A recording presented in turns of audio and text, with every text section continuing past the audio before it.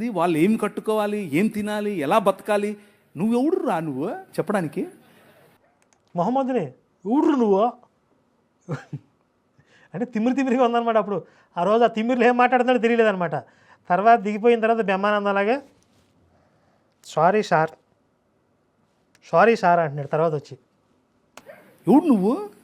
నీ మైండ్కు లాక్ చేసుకో, నీ మైండ్ లాక్ చేసుకో. వాళ్ళకు కాదు. మన భావజాలం, క్రైస్తవ భావజాలం, 66 పుస్తకాలు ఉన్నటువంటి బైబిల్ గ్రంథ భావజాలం ఏం చెప్తుంది అని అంటే, స్త్రీకి ఇవ్వాల్సినటువంటి గౌరవం ఇవ్వాలి, కూతురుకి ఇవ్వాల్సినటువంటి గౌరవం ఇవ్వాలి. కానీ ఏం చెప్పింది బైబిల్? కూతురుని అమ్ముకోమని చెప్పింది. భీష్ముడు అని చెప్పాడు, కూతురు కొడుకుతో సమానం అని చెప్పాడు. కానీ భీష్ముడు స్త్రీలను అవమానించాడని చెప్పి బైబిల్ స్త్రీలకు గౌరవం ఇచ్చిందని చెప్పి మొత్తం రివర్స్లో చెప్తున్నారు. చూసారా? అన్ని ఆధారాలతో సహా వెలికి తీశాను కదా. ఎడారిలో వేసుకమ్ముతారంటారు కదా, ఆ టైప్ వీళ్ళు. ఒకసారి నీ బైబిల్ ఎత్తండి, ఎత్తి పట్టుకోండి. ఈ గ్రంథం, ఈ నల్లట్ట పుస్తకం అది అన్నాడు చూసారా? రేపు ఎప్పుడైనా గొర్రెలు వచ్చి ఏ నువ్వు మా గ్రంథాన్ని నల్లట్ట పుస్తకం అన్నావేటి అనకండి. ఆడే చెప్పాడు మా నల్లట్ట పుస్తకం అని. ఎందుకంటే నల్లగా ఉంది కాబట్టి నల్లగానే అంటారు. ఎర్రగా ఉంది ఏంటి, అంచుల మీద ఉందా ఎర్రగా. ఈ దేశంలో స్త్రీకి ఆస్తి హక్కు తెచ్చింది. హల్లెలూయా. ఈ గ్రంథం, ఈ పుస్తకం ఈ దేశంలో స్త్రీకి చదువుకునే హక్కునిచ్చింది. లేకపోతే అసలు ఇప్పుడు అంటే బ్రిటిషర్స్ వచ్చిన తర్వాత ఈ దేశంలో స్త్రీలకు చదువుకునే హక్కు వచ్చిందని చెప్తున్నాడు వీడు. ఫినిషింగ్ టచ్ ఇచ్చేసి క్లోజ్ చేద్దాం. చెప్పని స్త్రీకి నాయకత్వపు హక్కు ఇచ్చింది. నాయకత్వం ఇందిరాగాంధీ వచ్చి ప్రైమ్ మినిస్టర్ అయ్యింది అని అంటే కారణం ఏంటనుకుంటున్నారు? సనాతనం కాదు కాదు కాదు కాదు కాదు. ఇందిరాగాంధీ ప్రధానమంత్రి అయిందంటే బైబిల్ నల్లట పుస్తకం అంట. మరి అమెరికాలో కమలా హ్యారిస్ ప్రెసిడెంట్ అవ్వదు, హిల్లరీ క్లింటన్ ప్రెసిడెంట్ అవ్వదు. ఎందుకంటే స్త్రీలు అక్కడ క్రైస్తవ భావజాలం తొక్కేస్తారు. ఒక స్త్రీ మాకు ప్రెసిడెంట్ ఏంటి ఒప్పుకోరాళ్ళు.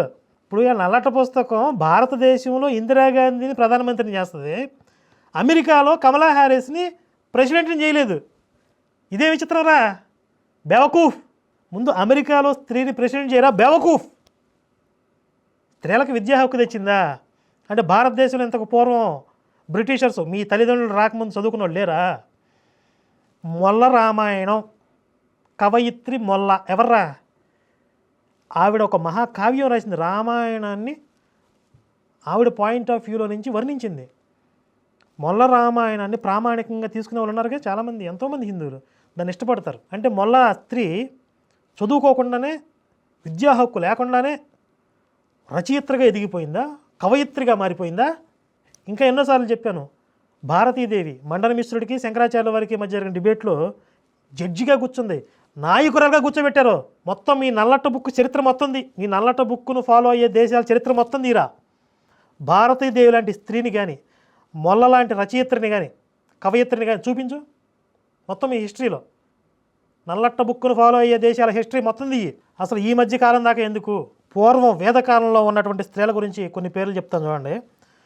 వేదాలలో ఉపనిషత్తుల్లో ఘోష, విశ్వపార, మాతృకర్షక, రోమక, నామ, అగస్య, నృపాదితి, శశ్వతి, లోపాముద్ర, శ్రద్ధ, మేధ, సూర్య, మాందాత్రి, సావిత్రి, ఈ స్త్రీల ప్రస్తావన ఉంది. ఇంకొక స్త్రీ గార్గి పండితురాలు, యాజ్ఞవల్క మహర్షితో డిబేట్లు చేసింది ఆవిడ, శాస్త్రం మీద చర్చలు జరిగింది. మైత్రేయి యాజ్ఞవల్కుని భార్య, గార్గితో సమానమైన పండితురాలు ఆవిడ. ఘోష ఎక్కువ మంత్రాలు చెప్పిన స్త్రీ.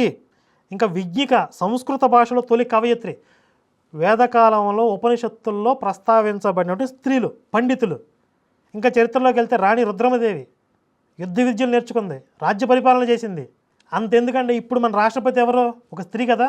అమెరికాకి స్వతంత్రం వచ్చి 250 సంవత్సరాలు అవుతుంది, ఇప్పటి వరకు ఒక్క స్త్రీ కూడా ప్రెసిడెంట్ అవ్వనివ్వరు వాళ్ళు.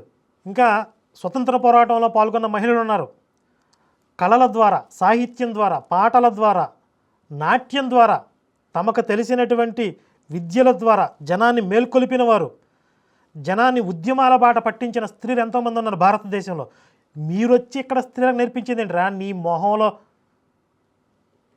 శవాల కోసం రాబందులు తిరిగినట్లుగా ఈ మతమార్పిడి బిచ్చగాళ్ళు ఎక్కడ హిందువులు దొరుకుతారో, ఎక్కడ హిందువులు మతమార్పిడి చేద్దామని చెప్పి ఇలాంటి సెమినార్లు పెట్టి, ఇలాంటి సభలు పెట్టి హిందుత్వం గురించి, ధర్మం గురించి నోటికొచ్చిందల్లా వాగి జనాలను కన్ఫ్యూజ్ చేసి, పొల్యూట్ చేసి, ఈ దేశానికి విద్రోహులుగా మార్చి, విదేశీ పెత్తందారులకి, దొరలకి వీళ్ళు బానిసలుగా మారిపోయి అవసరమైతే ఈ దేశాన్ని అమ్మేద్దాము, ఈ దేశాన్ని తార్చుదాము అనే ఒక మిషన్తో వీళ్ళు పనిచేస్తున్నారు.